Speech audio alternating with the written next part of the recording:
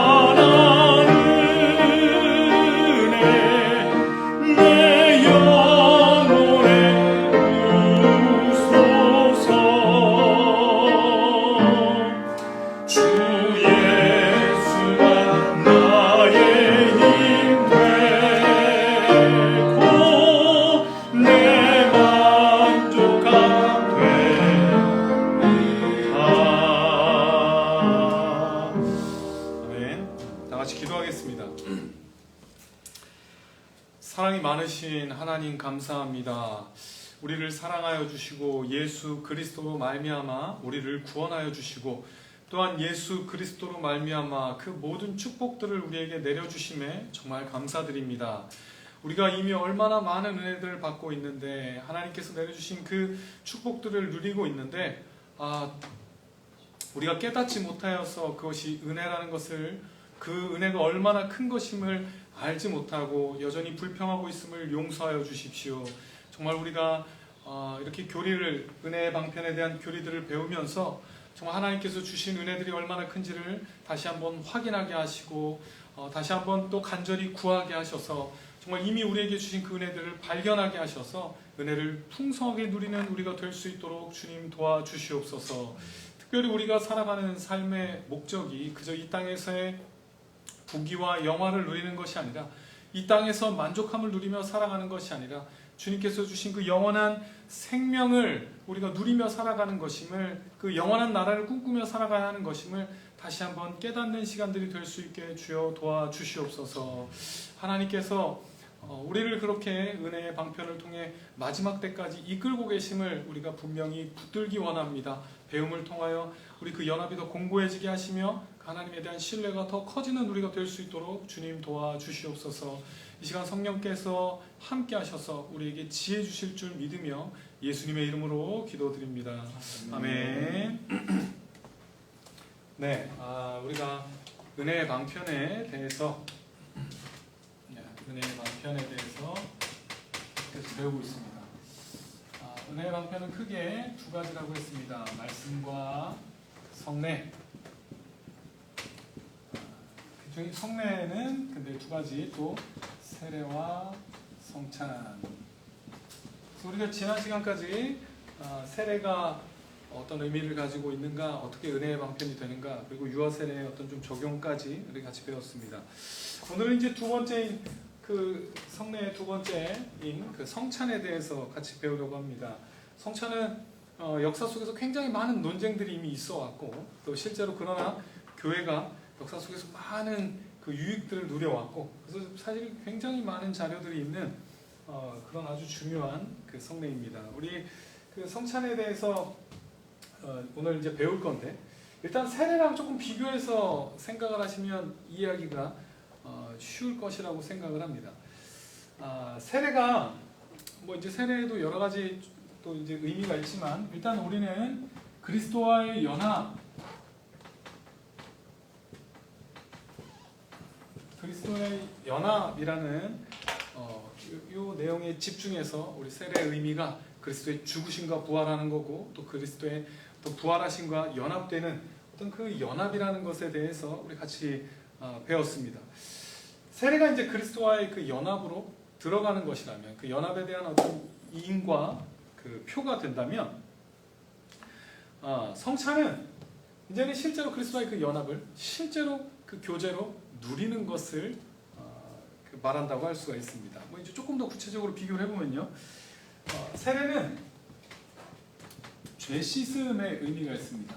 이건 이제 우리가 물로 이렇게 물로 이렇게 물을 뿌려서 세례 의식을 행하는데요.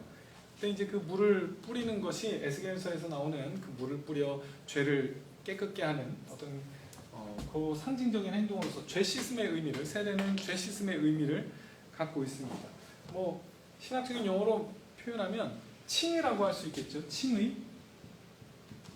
예수 그리스도의 그 은혜로 말미암아 모든 죄가 깨끗해져서 우리는 이제 의롭게 되었다. 그리스도와의 연합을 통해서 의롭게 되었다라는 어떤 그 칭의를 그 인치는 그 성례라고 할 수 있습니다.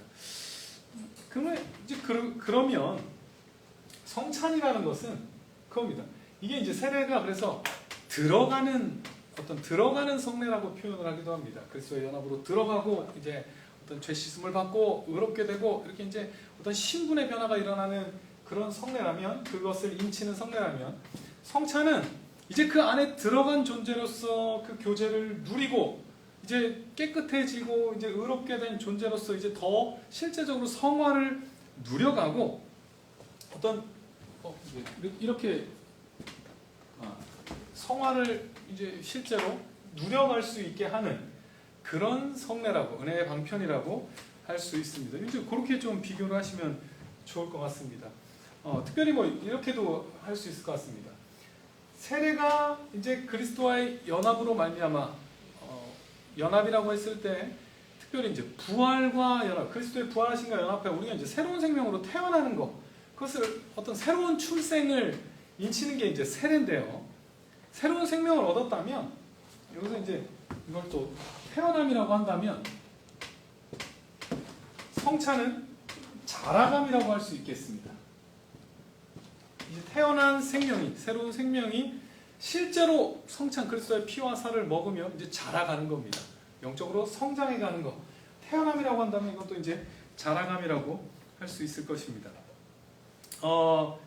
이걸 조금 더 이제 이번에는 좀 더 실제적인 어떤 그 보이는 교회에서 그 비교를 해본다면요. 보이는 교회에서 세례는 그 회원으로 들어가는 것, 어떤 그 회원의 보이는 교회의 일원이 되는 의식입니다. 회원이 되는 거라면 성찬은 이제 그 회원으로서 실제로 성도들과 보이는 교회의 그 회원들과 실제로 교제를 누리는 성례라고 할 수 있습니다. 이렇게 이제 이렇게 비교를 해보시면 약간 그 특징들이 조금 나타납니다. 그래서 세례를 신학자들이 뭐라고 하냐면 이렇게 표현을 합니다. 세례는 어떤 들어가는 성례라면 성찬은 지속하는 성례다. 이제 이렇게 표현하기도 합니다. 그렇게 이제 이 정도의 그 세례와 성찬이, 세례가 이제 들어가는 거라면 성찬은 그 안에서 누리고 실제로 자라가고 계속 지속되는. 사실 세례라는 거 한 번 받죠. 우리는 평생에 한 번 받지만 이제 성찬은 지속적으로 계속해서 반복하게 됩니다. 이런 특징들을 조금 생각하고 오늘 내용에 들어가면 좋을 것 같습니다. 그렇다면 우리 성찬에 어떤 식으로 하는지는 압니다. 그죠? 떡과 포도주를 나누고 떡을 먹고 포도주를 마십니다. 이것은 이제 그리스도의 살과 피를 상징하는 것인데요. 그렇다면 이게 먼저는 이게 어떤 식으로 그러면 어떤 식으로 성찬이 우리에게 영향을 미치는지 그거에 대해서 이제 역사적으로 이제 좀 논쟁을 보면 이거 아니고 이거다라는 식으로 이제 우리가 알 수가 있는데요. 먼저 로마 가톨릭의 경우, 천주교의 경우는 이 성찬을 어떻게 받아들이냐면 화채설이라고 하죠. 화채설이라고 합니다. 이 들어보셨을 겁니다. 이게 되게 재밌는 견해입니다. 이제 로마 가톨릭에서 실제로 그렇게 믿고 있는데요. 사제가 축사하는 순간에 이 포도주와 떡이, 이게 되게 재밌는 건데, 포도주와 떡이 실제로 살과 피로 변하는 겁니다. 축사하기 전에는 그냥 포도주와 떡이었는데 이거를 축사하는 순간에, 사제가 축사하는 순간에는 포도주와 떡이, 겉으로 볼 때는 포도주와 떡이지만 이 안에 있는 실체가, 이 실체가 겉모습은 떡과 포도주 형태를 띠고 있지만 이게 실체가 예수님의 살과 피로 변화된다. 이걸 뭐 이제 어디다 비유하냐면 그 하나님께서 모세를 보내시기 전에 그 증거를 보여주시는 것 중에 하나가 그죠. 지팡이를 던져라. 그랬더니 이제 그 뱀이 됩니다. 꼬리를 잡았더니 다시 지팡이가 됩니다. 여기다 비교를 해서 봐라, 이게 지팡이지만 그 순간 던지는 순간에 이게 뱀이 됐지만 그건 다시 잡으면 지팡이가 돼. 여전히 지팡이지만 뱀의 모습으로, 형태만 바뀔 수 있었다. 뭐 여기서 이제 이거 증거 구절이라고 하면서 실제로 그렇게 변한다고 표현을 합니다. 지금 겉으로 볼 때는 떡과 포도주지만 축사하는 순간에 겉으로 보는 거에 속으면 안 된다. 이건 진짜로 예수님의 살과 피로 변한 거다. 그래서 우리가 성찬에 참여할 때는 실제로 예수님의 그 육체적인 살과 육체적인 피를 먹고 마시는 거다. 이렇게 이제 주장을 합니다. 이런 이제 어떤 그 미신적인 견해로 인해서 굉장히 많은 부작용들이 발생하는데요. 뭐 가장 대표적인 부작용은 그겁니다. 성찬 그 자체가 어떤 능력이 있다고 여기게 되는 겁니다. 왜냐하면 실제로 변해버렸거든요. 실제로 변했기 때문에 내가 어떤 마음으로 떡을 먹고 어떤 마음으로 포도주에 참여하는지 상관이 없습니다. 아예 변해버렸기 때문에 약을 먹으면 뭐 내가 그 약을 얼마나 믿냐 안 믿냐와 상관없이 효력을 발휘하는 것처럼 그 떡과 포도주가 어떻든 입속에 들어가기만 하면, 뭐 억지로라도 입속에 넣기만 하면 효과를 발휘하게 되는 거. 이제 그렇게 이해를 하게 될 수밖에 없는 겁니다. 왜냐하면 그 자체가 이미 떡과 포도주가 이미 살과 피로 실제로 변화됐기 때문에. 효과를 발휘할 수밖에 없는 겁니다. 이게 이제 여기서 끝나는 게 아니라 더 나아가서 천주교에서는 성체조배라는 게 있습니다. 성체조배. 먹고 남은 거기서 이제 하여튼 요거 자세한 거는 설명드리지 않겠지만 이제 떡만 받거든요. 그 일반 신도들은 떡만 받는데 그 떡을 이제 성체 안에 쓰고 남은 떡을 따로 모아놓습니다. 그 성체 보관소라고 하는데요. 성체입니다. 성체. 왜냐하면 실제로 예수님이 살로 변했으니까 이거 함부로 버릴 수 없는 겁니다.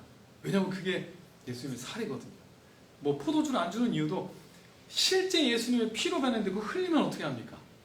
그래서 일반 신도에게는 안 줍니다. 사제들만 포도주에 참여하고 일반 신도들에게는 그 떡만 주는데요. 그것도 이제 흘리지 않게 이렇게 딱딱하게 만들어서 입에 넣어줍니다. 그래서 그 성찬을 받을 때 기본적으로 무릎을 꿇습니다. 왜냐면 이거 지금 예수님의 몸을 받는 거거든요. 그래서 무릎을 꿇고요. 성체를 보관하는 그곳에서 그 장소에 가서 실제로 기도를 하는 겁니다. 이게 진짜 예수님의 몸이 여기 있는 곳이니까. 그걸 이제 성체 조배라고 합니다. 거기서 경배하고, 왜냐면 예수님의 살이 있는 곳이니까 실제 거기 가서 이게 예수님의 살입니다. 믿음을 고백하고 경배하는 거. 이제 성체 조배라고 합니다. 이렇게 이게 아예 변했다고 생각하기 때문에 이제 파생되는 어떤 그런 결과들이 있습니다. 물론 이거 틀렸습니다. 이건 틀린 견해입니다. 근데 이제 여기에 반대 극단이 또 있는데요. 종교개혁자 중에 츠빙글리라는 그 종교개혁자가 있는데 이분은 어떻게 받아들이나? 아예 상징설이라고 합니다. 그냥 아예 실제로 임재하는 거 절대 아니다. 그냥 상징일 뿐이다. 우리는 기념하는 것뿐이다. 예수님께서 그냥 기념하라고 했죠. 언제 거기에 의미를 부여했냐? 그러면서 그냥 기념만 하는 겁니다. 이거는 아무 의미 없습니다. 그냥 우리는 거기에 참여해서 맞아, 예수님께서 우리를 위해 십자가에서 죽으셨지, 요것만 확인하는 겁니다. 이걸 먹고 안 먹고 이런 거랑 상관없습니다. 거기 참여해서 먹었다고 무슨 효과가 나타나는 게 아니라 그냥 상징만. 물론 이것도 아닙니다. 근데 저는 오늘날 우리가 많이 하는 실수는 오히려 이 상징설에 더 치우쳐 있다고 생각합니다. 우리 누구도 이거 예수님의 살이야 이렇게 너무 진지하게 해서 미신적으로 빠지지 않습니다. 저 어릴 때는 좀 그랬던 것 같아요. 저희 어머니도 남은 떡은 함부로 하면 안 된다 이러기도 하셨는데, 이제 그런 것보다는 오히려 지금은 너무 아무 생각 없이 성찬에 참여합니다. 이게 그냥 이거 그냥 기념하는 거지 라는 마음으로 오히려 우리는 그 실수를 많이 하는 것 같은데요.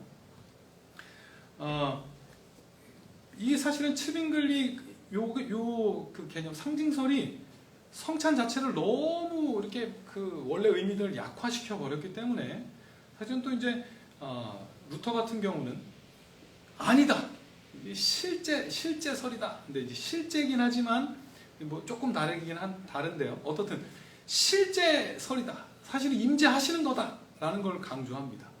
우리 개혁주의도 마찬가지입니다. 실제설입니다. 그러나 이제 어떤 식으로 실제하느냐에서 좀 차이가 있는데, 로마 가톨릭 같은 경우는 아예 변화돼서 실제하는 거고, 이거 물론 아니고요. 그 반대 상징 이것도 아닙니다.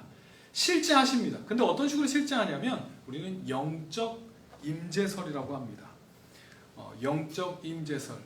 이건 분명히 떡과 포도주지만 우리가 그 성찬에 참여할 때, 믿음으로 참여할 때는 거기에 영적으로 임재하신다는 것입니다. 예수 그리스도께서 영적으로 임재하셔서 진짜로 우리가 피와 그 살과 피를 마시는데, 그게 육체적인 피와 살을 마시는 것이 아니라 어떤 그 영적인 유익들을 누릴 수 있게 영적인 피와 그 살을 먹고 마신다는, 우리는 거기에 있습니다. 이걸 왜 말씀드리냐면 우리 이것을 분명히 붙드셔야 합니다. 우리 그냥 그 성찬은 그냥 참여했어 이걸로 끝나는 것이 아니라 실제로 믿음으로 성찬에 참여해서 먹고 마셨을 때 실제적인 유익을 누릴 수 있다는 걸 믿으셔야 한다는 겁니다. 그게 개혁주의 교리입니다. 그냥 참여하는 거 아니고요. 그리고 아무 생각 없이 먹으면 효과를 발휘하는 것도 물론 아닙니다.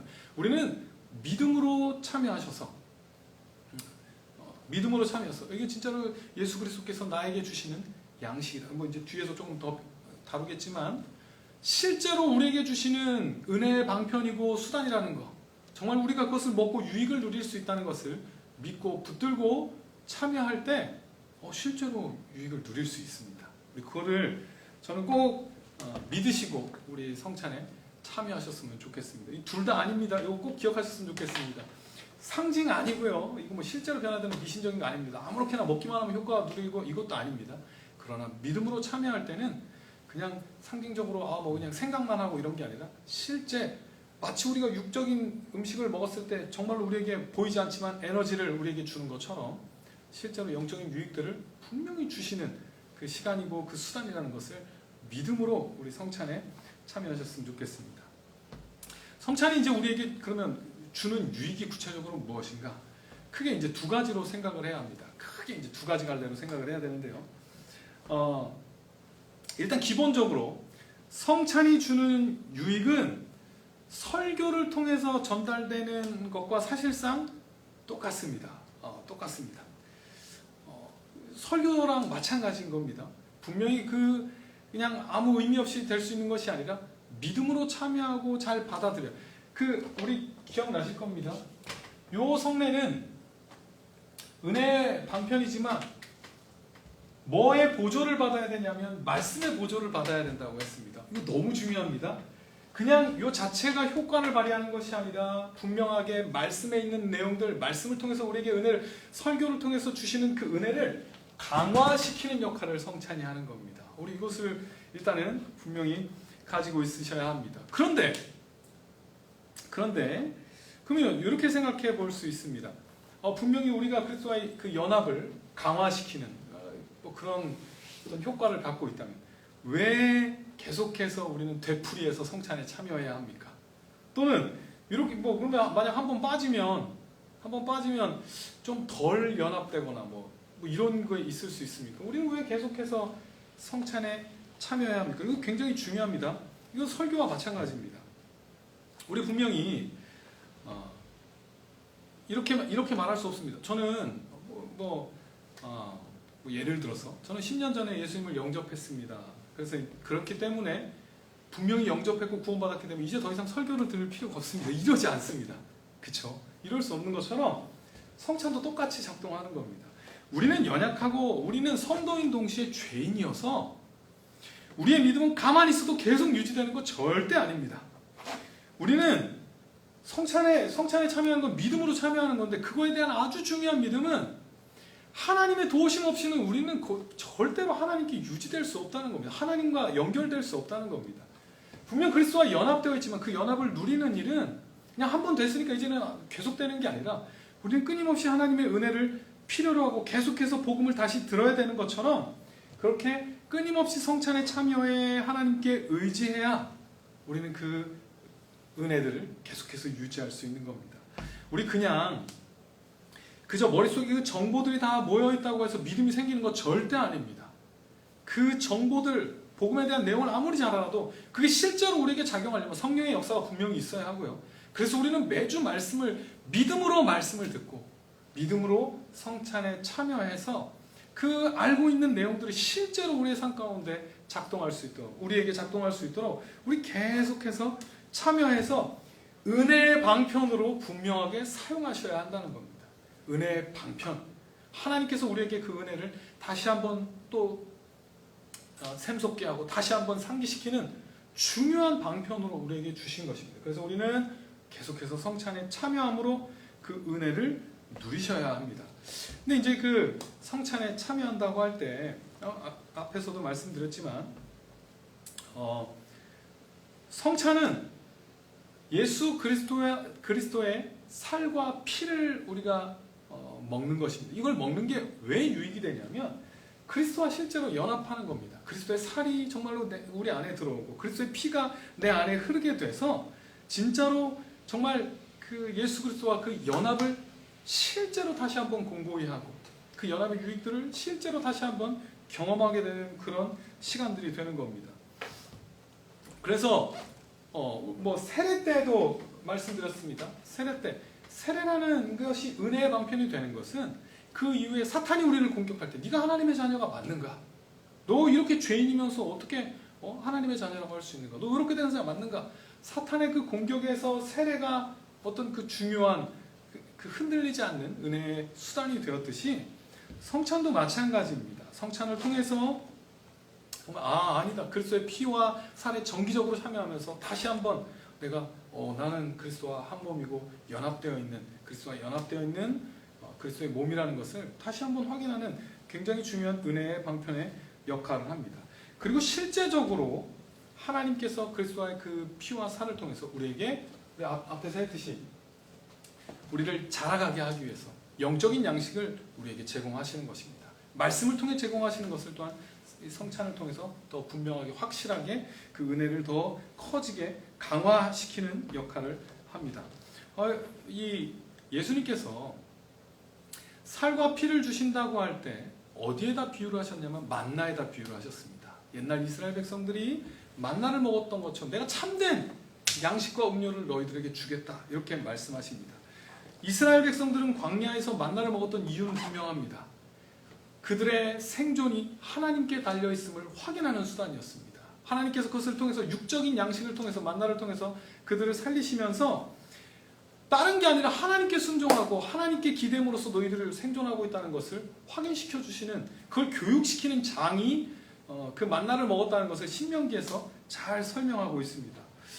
뭐 예를 들면요, 하루에 한 오멜씩 그 거두게 합니다. 근데 되게 재밌는 것은 한 오멜을 거두는데 어떤 욕심 있는 사람 더 많이 거두지만 결국에는 재보면 다 한 오멜이고요. 또 어떤 사람들은 내일이 혹시 걱정돼서 오늘 한 오멜을 다 소비해야 되는데 그걸 남깁니다. 그랬더니 이게 다음날 되니까 다 썩고 냄새가 나게 됩니다. 이렇게 하루 유통기한이 딱 이제 하루인 것처럼 보입니다. 그런데 안식일 전날은 2배로 거두라고 하죠. 2배로 거두면 이틀치를 거둡니다. 또 되게 신기한 거는 이틀치를 거두는데 하루를 냅두고 분명히 유통기한 하루였는데 하루 지나면 다 썩어서 냄새가 났었는데 안식일에는 이틀을 가게 됩니다. 이걸로 하나님께서 보여주시는 것이 뭐냐면 만나 그 자체가 우리를 생존하게 하는 게 아니라 그 만나를 통해서 하나님께서 우리를 생존시켜 주심을 확인시켜 주시는 겁니다. 그걸 교육시키는 겁니다. 왜냐하면 그래야 가나안에 들어가서 농사를 통해서 살아도 하나님이 농사를 통해 우리를 이렇게 생명을 유지시켜주고 계시구나를 확인할 수 있기 때문입니다. 그래서 그걸 계속 교육시키는 거예요. 그것과 똑같습니다. 예수님께서 자신이 참 떡이라고 말씀하시며 우리에게 참된 양식이라고, 내가 참된 음료라고 말씀하시는 거 그겁니다. 우리는 성찬을 통해서 그 힘을 얻는 겁니다. 우리는 우리 스스로 살아가는 존재들이 아니라 정말 그리스도께서 주시는 그 양식으로 자라가며 그것으로 살아가는 존재임을 실제로 그 힘을 얻어서 우리는 그리스도인으로서 살아가는 그 힘을 얻는 시간임을 분명히 믿으셔야 합니다. 그 은혜의 방편으로 우리에게 내려주시는 시간입니다. 그냥 참여하지 마십시오. 아까처럼 우리가 진짜 먹으면 우리 힘이 됩니다.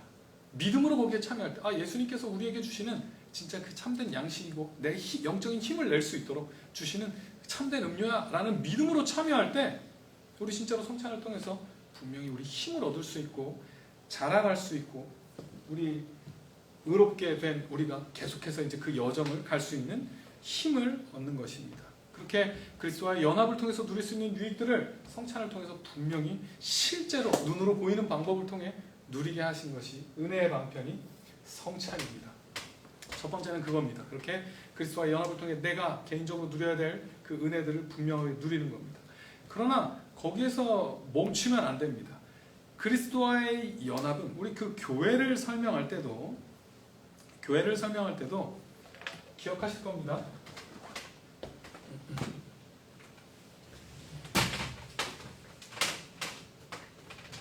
교회를 설명할 때도 그리스도의 그 몸에 참여하는 일을 이렇게 한 개인이 그리스도와 이렇게 1대1로 연합하는 그림이 아니라 개인들이 그리스도의 몸으로 들어가는 게 그리스도와의 그 연합이라고 계속해서 설명을 했습니다. 그러면 너무 자연스럽게 필연적으로 그리스도와 연합했다면 어떤 모습이 나타나야 되냐면 성도의 연합도 당연히 나타날 수밖에 없는 겁니다. 그리스도와 연합한 많은 사람들을 그리스도의 몸 안에서 분명히 만날 수밖에 없기 때문입니다. 이거 어떻게 떨어질 수 있는 게 아닙니다. 나는 그리스도와만 연합할래? 이건 불가능한 겁니다. 그리스도와 연합하면 그리스도의 몸 안에서 어쩔 수 없이 그 다른 성도들을 분명히 만나야 하는 겁니다. 성찬도 마찬가지입니다. 성찬도 이 두 가지를 다 보여주는 겁니다. 성찬이 먼저 그리스도와의 연합을 분명히 보여주신다면, 살과 피를 통해서 우리가 그리스도와 연합되었음을 다시 한번 확인하고 실제로 그것을 공고히 하는 역할을 한다면, 또한 우리 이건 한번 말씀을 찾아보겠습니다. 고린도전서 10장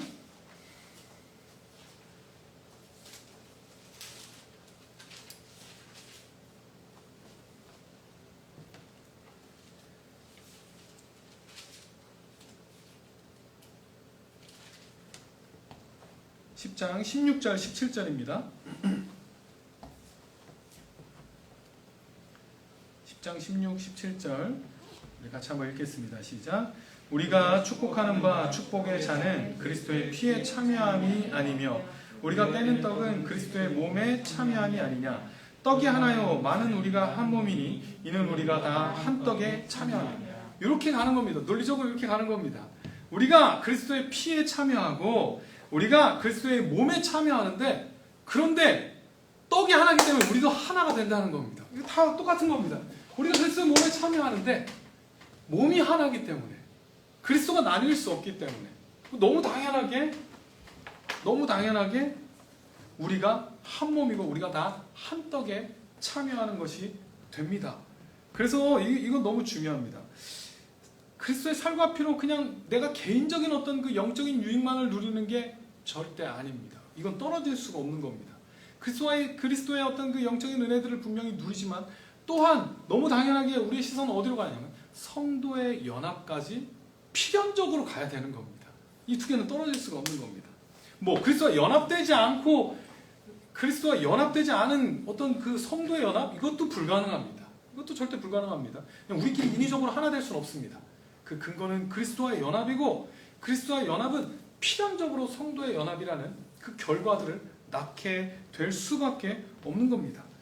그래서 이 본문 이렇기 때문에 사도 바울이 고린도전서 1장 13절에 뭐라고 하냐면 이 분열에 대해서 그리스도의 몸이 나뉘었느냐라고 표현하는 겁니다. 우리가 한 몸에 들어갔는데 이게 분열이 됐다. 분명 한 몸인데 분열된 모습이 나타난다. 그럼 뭐라고 하냐면, 그럼 그리스도의 몸이 나뉜 거냐? 각자 다른 몸에 참여하고 있는 거냐? 이렇게 물어보는 겁니다. 이거 너무너무 중요한 내용입니다. 그래서 성찬은 그걸 또한 확인하는 겁니다.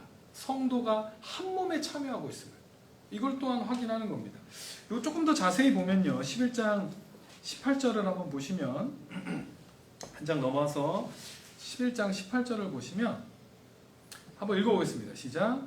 먼저 너희가 교회에 모일 때 너희 중에 분쟁이 있다 함을 듣고, 어느 정도 교회에 이제 분쟁이 있어서 사도 바울이 거기에 대해서 이제 권면을 합니다. 그런데 되게 무서운 건 20절입니다.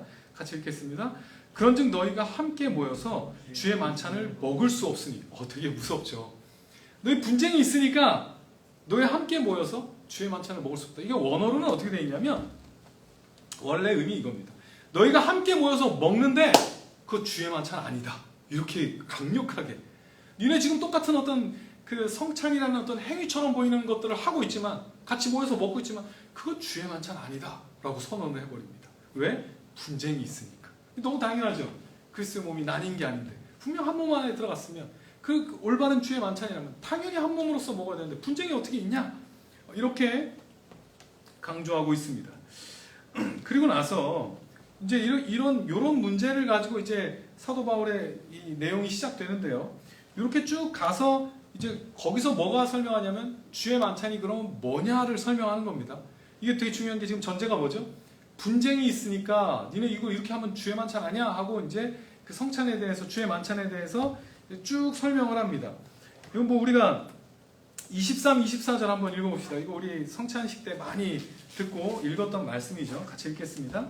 내가 너에게 전한 것은 주께 받은 것이니 곧 주 예수께서 잡히시던 밤에 떡을 가지사 축사하시고 떼어 이르시되 이것은 너희를 위하는 내 몸이니 이것을 행하여 나를 기념하라 하시고, 25절 식후에 또한 그와 같이 잔을 가지시고 이르시되 이 잔은 내 피로 세운 새 언약이니 이것을 행하여 마실 때마다 나를 기념하라 하였으니. 이렇게 그 성찬에 대해서 쭉 설명을 합니다. 성찬이라는 게 어떤 것인가 설명을 합니다. 그런데 이제 그 와중에 27절 한번 읽어보겠습니다. 27절 시작. 그러므로 누구든지 주의 떡이나 잔을 합당하지 않게 먹고 마시는 자는 주의 몸과 피에 대하여 죄를 짓는 것이니라. 주의 떡이나 잔을 합당하지 않게 먹고 마시는 것, 이 문맥에 따르면 합당하지 않게 먹고 마시는 건 뭐냐면 지금 분쟁이 있는 상태로, 분열이 있는 상태로 성찬에 참여하는 거, 이렇게 먼저 온 사람들 다 먹고 배려하지 않고 이렇게 성찬에 참여하고 있는 이 모습이 합당하지 않게 먹고 마시는 것이라고 표현을 하고 있습니다. 그래서 28, 29절 한번 읽어보겠습니다. 사람이 자기를 살피고 그 후에야 이 떡을 먹고 이 잔을 마실지니 주의 몸을 분별하지 못하고 먹고 마시는 자는 자기의 죄를 먹고 마시는 것이니라.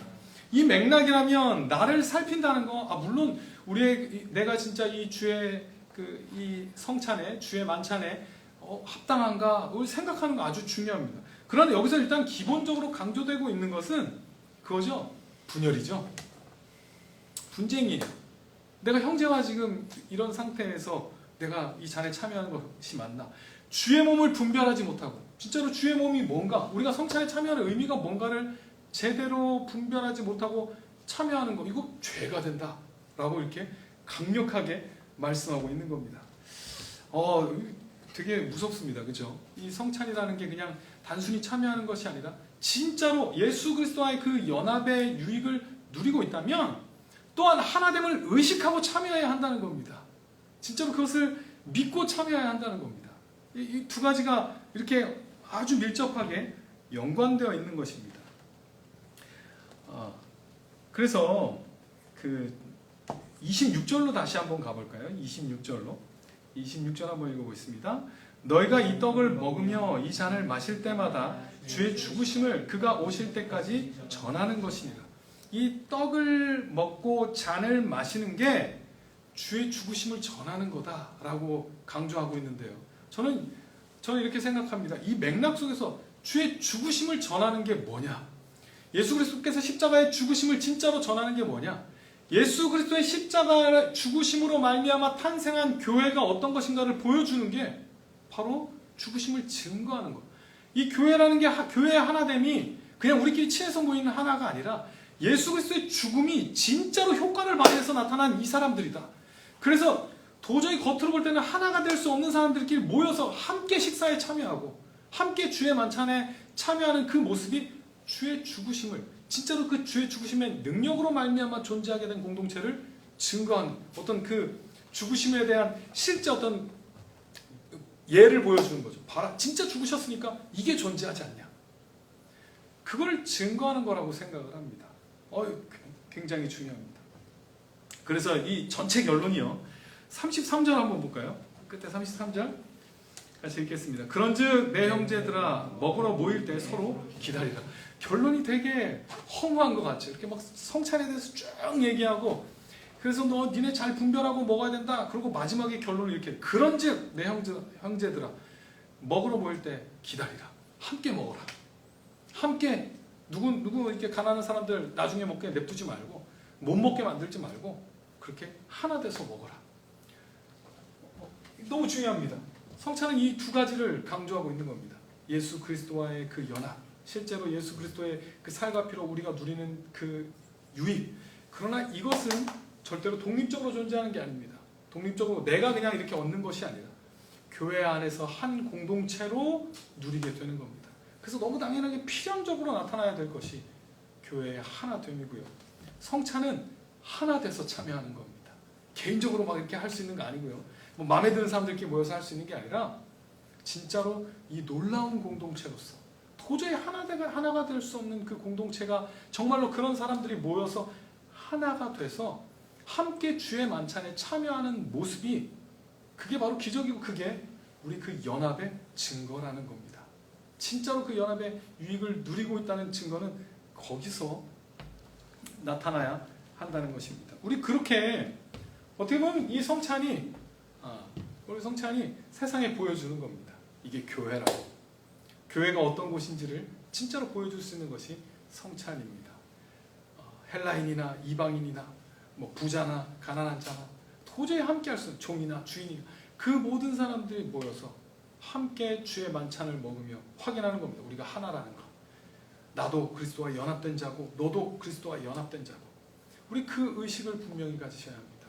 그 의식을 이 보이는 교회 안에서 우리 분명히 가지셔야 합니다. 성찬에 참여할 때마다 우리 그렇게 돌아보셔야 합니다.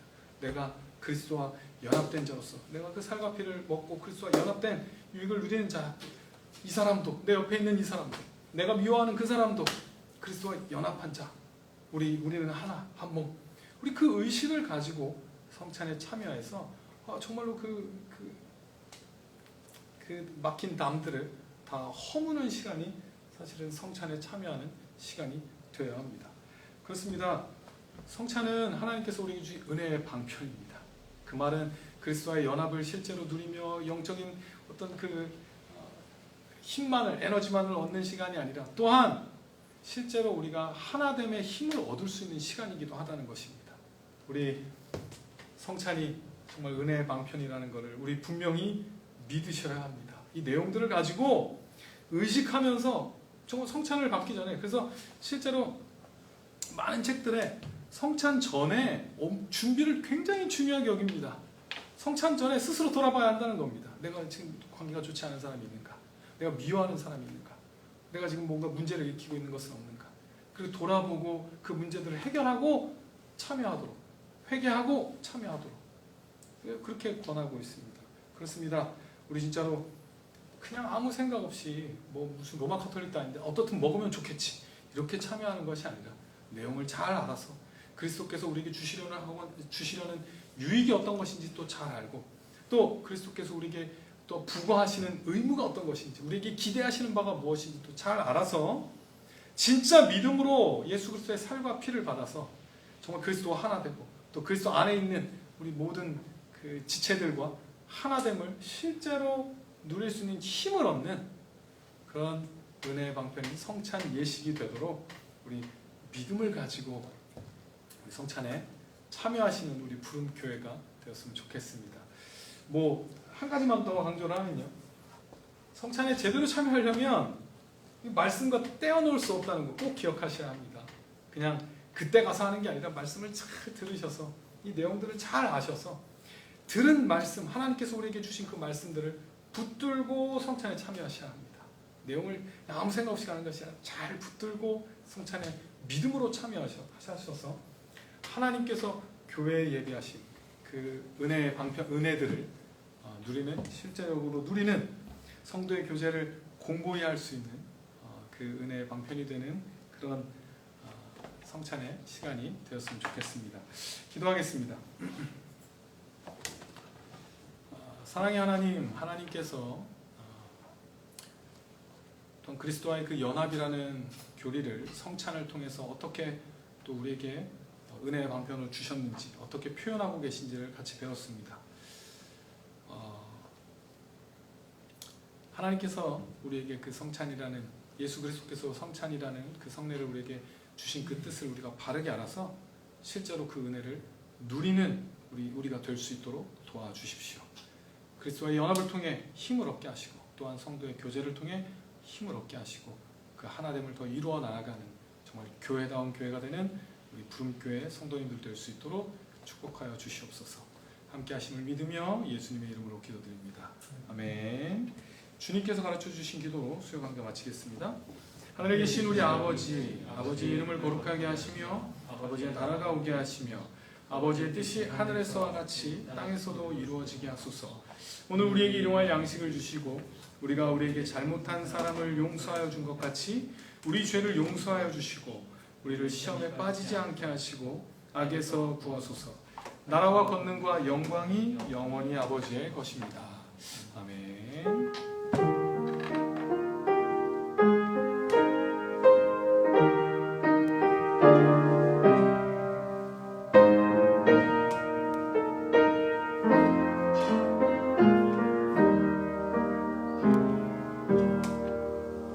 수요 강좌 마치겠습니다.